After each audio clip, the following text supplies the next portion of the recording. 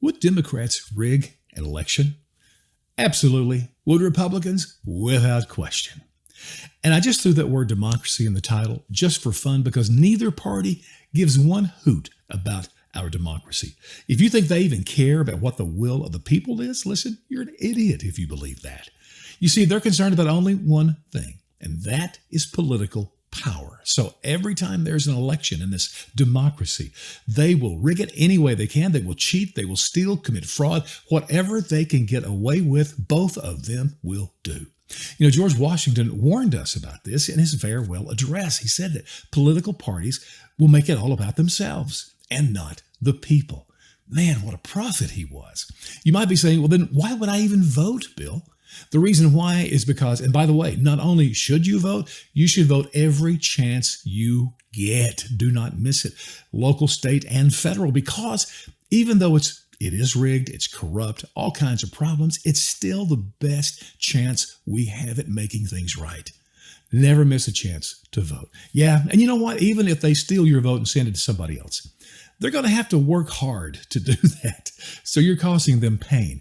And even if your vote goes for the person you voted for, they're going to have to work hard because now you and all those other people that voted for them, you have expectations and they're going to have to do something, and that's going to create work for them. So either way, it's a good process. Never forget to vote.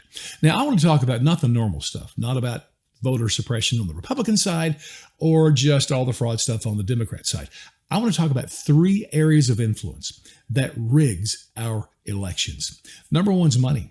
And, we have this debate, is money free speech or not? I'm on both sides of that. But I do see, especially on the local level, how money rigs elections in some atrocious ways.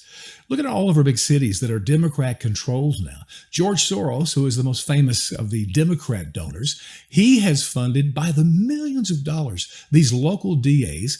And so they're letting the criminals out of jail and they're going out and hurting people. Listen, that's not the will of the people. That's the will of Soros. It rigs the election.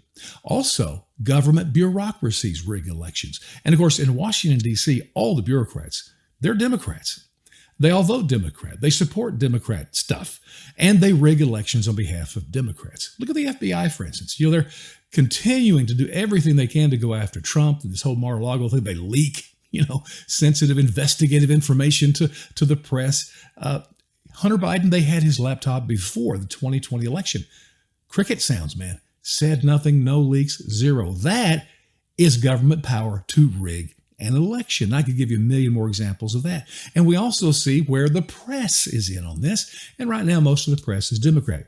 Latest example, New York Times, I read it every day. They just did a hit piece on Herschel Walker, basically saying that the black people in the small community where he was raised, they won't vote for him. Okay, whatever. Now, if they did a piece on Warnock, his Senate opponent, I'd say, cool, this is fair, even though I don't like either way. But of course, they're not going to do that. They are rigging an election. I could go on and on. Do you see the point, though? So you go vote, but be a smart, informed, wise person when you go into the poll.